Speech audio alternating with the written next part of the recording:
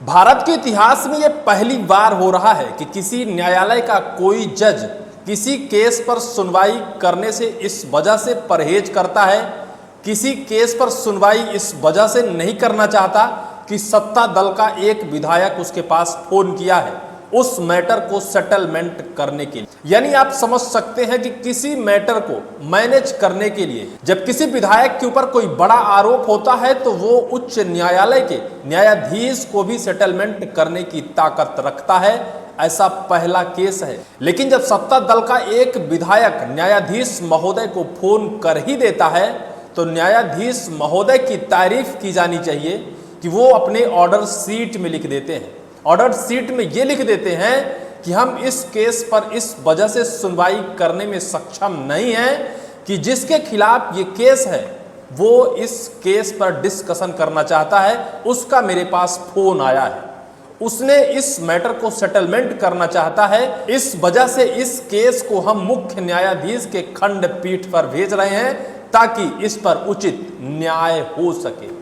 Madhya Pradesh Bharatiya Janata party और Bharatiya Janata party के उन विधायक महोदय को चुल्लू भर पानी में डूब मरना चाहिए जिन विधायक महोदय ने मुख्य न्यायाधीश के पास फोन कर दिया। अपने मामले को सेटलमेंट करने के लिए हाई कोर्ट के न्यायाधीश महोदय के पास वो फोन कर देते हैं कि महोदय हमारे केस में मैनेज किया जाए, हमारे केस को सेटलमेंट किया जाए, और डिस्कशन करने के लिए नहीं चर्चा करने के लिए फोन कर देते हैं। और उन जज महोदय को भी मैं सैल्यूट करना चाहता हूं जिन्होंने इस पूरे बात को, इस पूरी वार्तालाप को अपने ऑर्डर शीट पर लिख देते हैं और उसे उच्च खंडपीठ पर भेज देते हैं। पूरे मामले को हम आपको बताते हैं। दरअसल यह मध्य प्रदेश है, यहां सब कुछ संभव है। सत्ता पर बैठा, सत्ता पर आसीन, सत्ता का रसूखदार नेता सबको खरीदने की क्षमता रखता है। न्यायालय को खरीद लेगा, न्यायाधीश को खरीद लेगा, उच्च न्यायालय, हाई कोर्ट, सुप्रीम कोर्ट सबको खरीद सकता है। ऐसी क्षमता इस वजह से है कि जो मामला आज निकल कर आया है, इस मामले ने पूरी भारतीय जनता पार्टी को कटघरे में लाकर खड़ा कर दिया है। मध्य प्रदेश के अरबपति विधायक, मध्य प्रदेश के कटनी जिले के विजय राघवगढ़ के विधायक संजय पाठक के ऊपर 1000 करोड़ रुपए से ज्यादा के अवैध खनन के आरोप लगे हैं और इस आरोप के खिलाफ इनके शिकायतकर्ता आशुतोष मनु दीक्षित लगातार कार्यालयों के चक्कर लगा रहे हैं। सत्ता पक्ष के विधायक संजय पाठक के खिलाफ 443 करोड़ रुपए का आरोप सिद्ध भी हो गया है। मध्य प्रदेश के मुख्यमंत्री मोहन यादव विधानसभा में यह जवाब देते हुए कहा था कि हाँ, वास्तव में उन्होंने 443 करोड़ रुपए की अवैध संपत्ति का खनन किया है। उसके बावजूद कार्रवाई ना होना, आशुतोष मनु दीक्षित विचलित हो जाते हैं और वो कहते हैं कि हम अगर यहां तक गए हैं तो और आगे तक जाएंगे। दरअसल मध्य प्रदेश के कटनी जिले के विजय राघवगढ़ के विधायक संजय पाठक जो अरबपति हैं, जिनके घर पर हवाई जहाज खड़ी है, लेकिन उनके ऊपर जो आरोप लगा है 1000 करोड़ रुपए से ज्यादा की अवैध खनन की संपत्ति। उनके परिजनों के नाम कई माइनिंग कंपनियां हैं, जिसमें से आनंद मिनरल्स और निर्मला मिनरल्स, ये 2 माइनिंग कंपनियां हैं। इससे ये खनन करते हैं। आरोप है कि जबलपुर के सिहोरा तहसील में इन्होंने 1000 करोड़ रुपए से ज्यादा की अवैध संपत्ति, अवैध खनन किया है, जिसका टैक्स सरकार को नहीं भरा है। इसकी शिकायत को लेकर आशुतोष मनु दीक्षित 31 जनवरी 2025 को EOW से शिकायत करते हैं। इस शिकायत के बाद आशुतोष मनु दीक्षित का आरोप था कि 6 महीने बीत जाने के बावजूद EOW ने कोई कार्यवाही नहीं की। लेकिन हाईकोर्ट याचिका की सुनवाई से पहले विधानसभा सत्र में मध्य प्रदेश के मुख्यमंत्री मोहन यादव ने संजय पाठक के ऊपर यह 443 करोड़ रुपए के अवैध खनन का आरोप सिद्ध किया और जिसकी कार्यवाही अभी तक लंबित है। लेकिन आशुतोष मनु दीक्षित ने हाईकोर्ट जबलपुर में एक पिटीशन दायर की। उस पिटीशन में आरोप लगाया कि उन्होंने EOW से शिकायत की थी। EOW ने जांच पड़ताल तो की, लेकिन आज तक कोई कार्यवाही नहीं हो सकी। 1 सितंबर 2025 को मध्य प्रदेश हाई कोर्ट जबलपुर का खंडपीठ विशाल मिश्रा की बेंच पर इसकी सुनवाई होती है और सुनवाई में जो आदेश माननीय न्यायाधीश महोदय अपनी ऑर्डर शीट पर लिख देते हैं, उस ऑर्डर शीट पर लिखे ऑर्डर को सुनकर वकील सहित याचिकाकर्ता और मध्य प्रदेश की सभी न्यायिक व्यवस्था सदमे में आ जाते हैं। हर कोई सोचने पर विवश हो जाता है, हर कोई हैरान हो जाता है, हर कोई इसको लेकर बेहद गंभीर हो जाता है।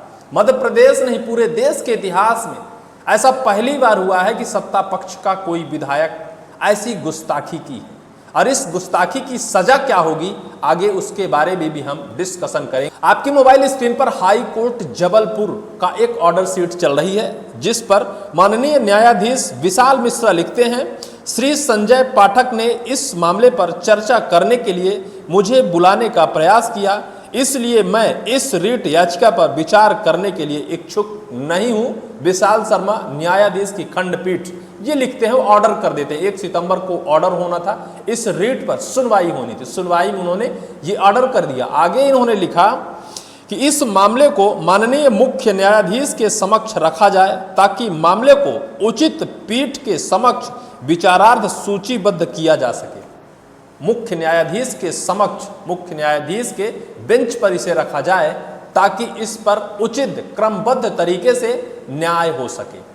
माननीय विशाल मिश्रा जी को सैल्यूट करने का जी चाहता है। उन्होंने विधायक महोदय के जिस तरह से पैजामे का नारा खोल दिया है, विधायक महोदय को लगा था कि भैया हम विधायक हैं, अरबपति हैं, न्यायालय न्यायाधीश को खरीद सकते हैं, लेकिन कानून अंधा होता है लेकिन बहरा नहीं होता है, सुनता है। और वही आज सुन लिया, जिस तरह से संजय पाठक जी ने माननीय उच्च न्यायालय के न्यायाधीश महोदय को फोन कर डिस्कशन करने के लिए फोन किया, उसके बाद न्यायाधीश ने जो किया वो मध्य प्रदेश की सत्ता पक्ष के विधायक हो, सांसद हो, मंत्री हो, मुख्यमंत्री हो, सबको शर्मसार कर दिया है। माननीय संजय पाठक जी को चुल्लू भर पानी में डूब मरना चाहिए। जिस तरह उनके ऊपर आरोप लगे हैं, अवैध खनन के आरोप हैं, उस अवैध खनन के आरोप जांच से पहले ही संजय पाठक जी ने सिद्ध कर दिया है, क्योंकि अगर उस पर गड़बड़ी ना हो तो फिर संजय पाठक फोन क्यों करें माननीय न्यायाधीश महोदय को। वो फोन कर देते हैं और फोन कर डिस्कशन करने की बात करते हैं, लेकिन न्यायाधीश महोदय सैल्यूट करने योग्य काम किया है। सत्य को सत्य और सत्य कभी हार नहीं सकता। आशुतोष मनु दीक्षित जिस तरह से अरबपति संजय पाठक के पीछे लगे हैं, क्या अरबपति संजय पाठक इसी दिशा में काम कर अरबपति बन गए हैं? अब पूरे मध्य प्रदेश में कानून व्यवस्था को देखने वाले वकीलों से बात की जा रही है। वकीलों का मानना है कि यह बहुत बड़ा अपराध माना जा रहा है। अभी तक शायद है कि पर्दे के पीछे ऐसा कुछ होता था, कोई भी अपने आरोपों से बचने के लिए न्यायालय और न्यायाधीश को फोन करता रहा होगा, लेकिन कभी न्यायालय और न्यायाधीश उस तरह से, जिस तरह से विशाल शर्मा जी ने लिख दिया है अपने ऑर्डर पर, ऐसा किसी ने इतिहास में नहीं किया था। अपने ऑर्डर शीट पे किसी ने भी नहीं लिखा था। पर्दे के पीछे जो चलता था, क्योंकि वो तथ्य पूर्ण नहीं हुआ करते थे, कोई विश्वास नहीं करता था। पहली बार ऐसा हुआ है कि तथ्य पूर्ण हुआ है। माननीय न्यायाधीश महोदय ने बाकायदा अपनी ऑर्डर शीट पर लिख दिया है कि हमसे डिस्कशन करने के लिए माननीय संजय पाठक आरोपी ने फोन किया है। यानी सिद्ध होता है कि वास्तव में सत्ता पक्ष के विधायक संजय पाठक आरोपी हैं। उसके साथ साथ उनकी विधायकी पर भी अब संकट के बादल मंडराने लगे हैं। माना जाता है कि सुप्रीम कोर्ट और हाई कोर्ट के न्यायाधीशों के पास अनंत शक्तियां होती हैं। वो चाहें तो इनके विधायकी को भी निरस्त कर सकते हैं।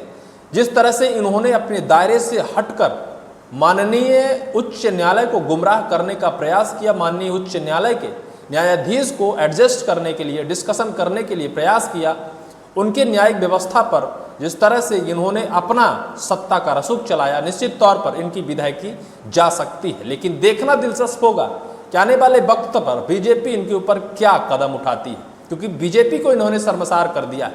बीजेपी के विधायक हैं, माननीय उच्च न्यायालय, सुप्रीम कोर्ट, हाई कोर्ट के जज को खरीदने की क्षमता रखते हैं।